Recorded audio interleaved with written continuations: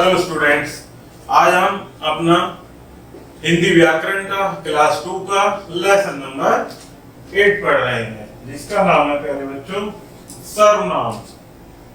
It means pronoun. आइए प्यारे बच्चों शुरू करते हैं।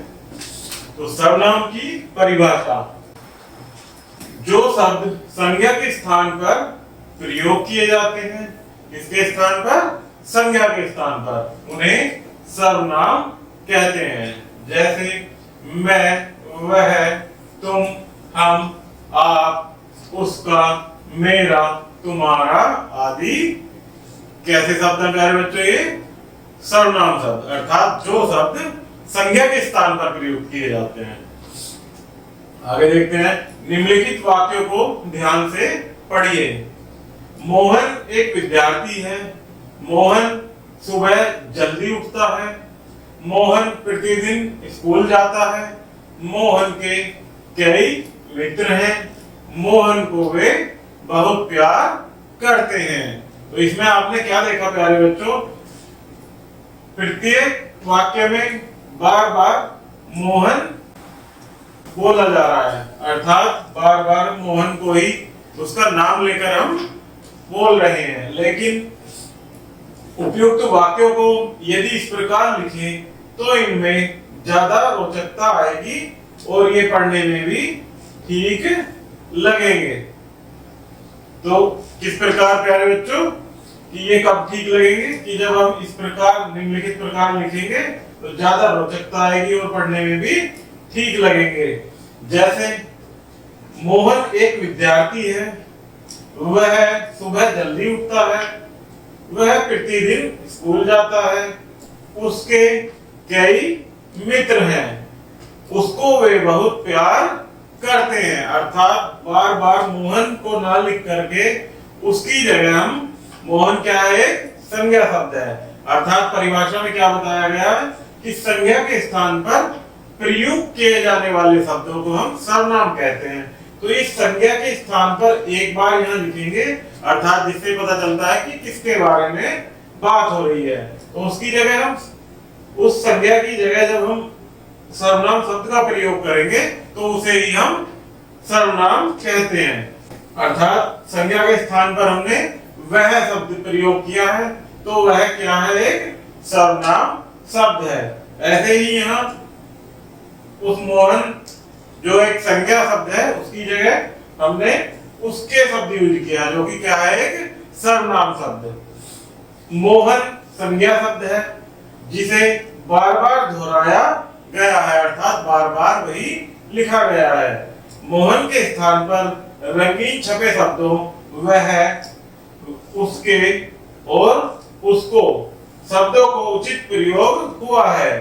इनसे वाक्य पढ़ने व सुनने में अच्छे लग रहे हैं, अर्थात बार बार शब्द को ना दोहराकर उसकी जगह एक सर्वनाम शब्द का प्रयोग किया जाता है तो वो अच्छे लगते हैं। लिंग के कारण सर्वनाम का रूप नहीं बदलता, क्रिया का रूप बदलता है। अर्थात जब लिंग बदलेगा तो उसके कारण सर्वनाम का रूप नहीं बदलता बल्कि क्रिया का रूप बदलता है। जैसे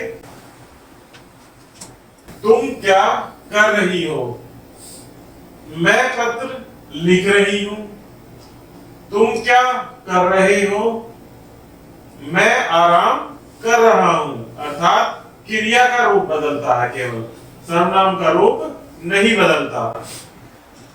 क्रिया कर रही हो और लिख रही हूं, लिंग के कारण क्या बदलता है प्यारे बच्चों?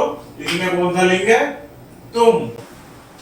और इसमें मैं लिख रही हूं, कौन सा लिंग है? स्त्रीलिंग। ये किससे पता चल रहा है? रही हूं, अर्थात क्रिया से।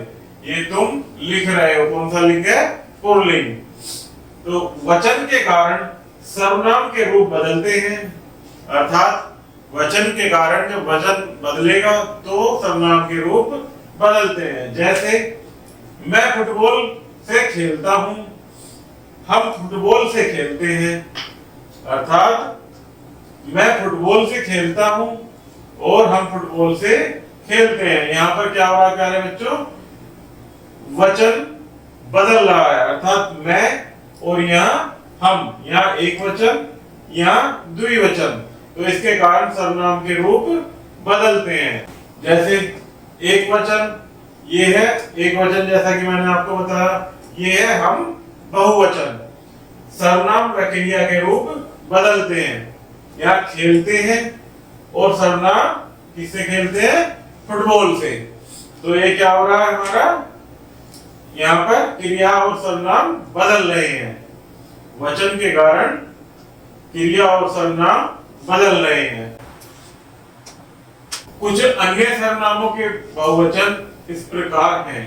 तो यहाँ पर कुछ प्यारे बच्चों सर्वनाम के ना बहुवचन दिए गए हैं, सर्वनामों के बहुवचन, उन्हें आप याद भी रखेंगे और अभी हम साथ मिलकर पढ़ेंगे।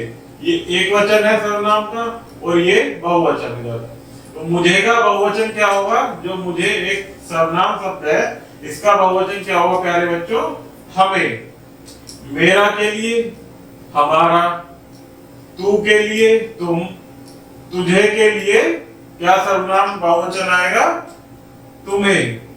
ऐसे इधर है वह सर्वनाम के लिए बहुवचन वे, और उसका सर्वनाम के लिए बहुवचन क्या आएगा?